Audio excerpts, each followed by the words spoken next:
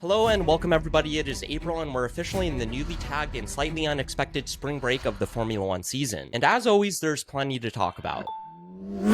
Welcome to Club Chicane, where we slow down the fast stuff and try to make sense of it all. Or at the least, we chat about it. Would Piastri have won without the safety car? I feel like this is the question of the hour following the Japanese Grand Prix for both Oscar Piastri and George Russell. At the time of Behrman's crash on lap 22, Piastri was the projected race lead. But the unfortunate news for Piastri and Russell was that they had already pitted and they weren't able to take advantage of the safety car. Antonelli, however, was able to take advantage of the safety car, and the question is, would it have made a difference? In clean air, Antonelli was on average half a second faster than the rest of the field on similar tires. And at some points in the race, he was even 0.6 faster than George. I think the real takeaway here is that Mercedes made the race look far closer than it actually was. But I feel like this isn't new news for the 2026 seasons. The poor starts for Mercedes make things look more dramatic than they actually are. Speaking of McLaren, Stella did have some thoughts on where McLaren needs to improve, pointing towards a specific weakness in the chassis. Stella said, and I quote, "I think Mercedes and Ferrari have better performance. We have to improve the performance of our chassis." And you know what, Stella, all I have to say is that is extremely vague. However, Stella did mention that the high grip Suzuka track helped offset the McLaren chassis deficit. They had minimal front tire graining, which helped them stay in the race. He also mentioned that if Mercedes are in the lead, they just disappear, and I think that is spot on to the narrative we've heard all of 2026. Listen, there's been a lot of folks online critical about how Mercedes has handled teams that are using their power units. A lot of people even going as far as saying that Mercedes is giving these teams a less powerful PU. I mean, first of all, that's not even possible. This is something that's highly regulated. And furthermore, Stella did mention that the Mercedes PU is a genuine asset and it's their chassis that needs fixing. Speaking of power units, the Japanese Grand Prix produced one of the most alarming moments we've seen in the 2026 season. Behrman approached Colapinto's Alpine at 308 km per hour while Colapinto was traveling at about 45 km per hour slower, which is an incredibly dangerous speed deficit in Formula 1. Now, clearly since the 2026 season started, there's been a lot of chatter about these regulations. But this moment between Behrman and Colapinto put on display just how dangerous things can get. Following the race in the driver's briefing, Albon did raise some concerns, saying that sometimes drivers are worried that the car behind is not in control. Now, Albon has suggested making the straight mode more stable and less powerful, similar to a traditional DRS that drivers can actually control. And I think that's a consistent point we're seeing this year, is that the drivers just want more control. A formal review at the FIA has been planned before Miami, and there's even been rumors about potential solutions, but one thing is unanimous. All of the drivers agree something needs to change. Speaking of Alex Albon, James Vowles took some time to explain why the Japanese Grand Prix became a testing session for Williams. For those of you who don't know, Alex Albon did set the record for the most consecutive pit stops in a Formula 1 race. Albon had 5 consecutive pit stops and a total of 6, which is one less than the 7 stops that Prost made at the 1993 European Grand Prix. I mean, really, at the end of the day, this is pretty simplistic. Williams was not in a point-scoring position. And when you're not in a point-scoring position, you might as well maximize your learnings. The fundamental issue for the FW48 this year has been its weight. However, Alex, Carlos, and even James have suggested it's more than just the weight. Now, let's just hope that Williams can make the most out of this unexpected spring break. But not everybody hates these regulations, with Pierre Gasly saying there's too much negativity. I feel like Gasly's take on this is actually much more nuanced than the headline suggests. Following the Japanese Grand Prix, Gasly made an argument about grip, not energy. At a circuit like Suzuka, he says the battery management changes the picture, but at the actual limit of what the track gives you, driver skill still determines the outcome. Gasly mentioned when you're driving in Sector 1 and you've got a certain grip, it really doesn't matter. And for what it's worth, he's right. If you ask me, the takeaway from this is not that Gasly thinks nothing needs to change. He's just simply pointing out that driver skill still matters. He went on to say that he agrees with what others are feeling about the battery management. He said, "We all want the sport to be as good as it can be, and I'm sure we'll do what's best." And that just is the reality. The FIA, F1, and all the drivers want the sport to be as good as it can be. I mean, why would they want otherwise? I'm sure all the conspiracies will come out in the comments below, though. Now, following the Grand Prix in Japan, there's been a lot of chatter about how George Russell should be scared at this point. On the Up to Speed podcast, David Coulthard gave some blunt advice to Russell. You don't really want a confident teammate. You want a teammate that's slightly thinking, oh, I'm not sure I can beat him in qualifying. So George now has to start eroding the confidence within Kimi, and he's having to do that whilst, of course, keeping the facade of the team. The interesting question here is, over the 5-week break, will rival teams be able to close the deficit on Mercedes? Sure, everybody else on the grid will be making improvements over the break, but Mercedes will be too. And speaking of deficits, Charles Leclerc says that Ferrari needs to improve the F1 car all around. Leclerc mentioned that the Mercedes PU has a big advantage over Ferrari at the moment. It's the bigger turbo. But aside from the PU, Leclerc also stressed that there are huge gains gains in developing the chassis, the aerodynamics, and putting the tires in the right window. But if Ferrari's problems feel manageable, Aston Martin feels existential. Their switch from a Mercedes PU to a Honda Works partnership for 2026 has been the biggest flop. I feel like a lot of people have been questioning what is the tension between Honda and Aston Martin at the moment. And while it has been a horrendous start to the season, Team Chief Mike Crack dismissed any tension between Aston Martin and Honda. He said there was no need to make peace because there are no issues. Mike's internal assessment was that reliability issues have been addressed, but performance requires major steps, not the small ones we've been taking. And speaking of struggles in the 2026 season, let's take a moment to talk about Red Bull. This is a team that has dominated in Formula 1 for years, and now they're in the midfield. Mekies was quite candid about the scale of the problem, telling reporters that we are a distant force, that's the reality. He went on to describe the team as being roughly 1 second off the pace of Mercedes in Melbourne and watching that gap grow further and further in China and Japan. But Mekies also mentioned that the issue goes beyond the basic setup, that there's something the team is wrestling with in terms of the car's characteristics. Man, is this flawed characteristic really holding back Verstappen this year? But here's the interesting part. Red Bull insists that the problems are understood and that the 5-week break before Miami is the opportunity to begin addressing them. And so what we're seeing so far, at least, is that Mekies has confidence. And while for Red Bull this is a larger deficit than we're used to seeing at the top of a season, we also know they are no stranger to upgrades throughout the course of a season. I think the question on everybody's mind is what will Miami bring for the drivers, for the teams, for the regulations? And while I feel keen on holding my predictions, one thing stands true, and that is that only time will tell.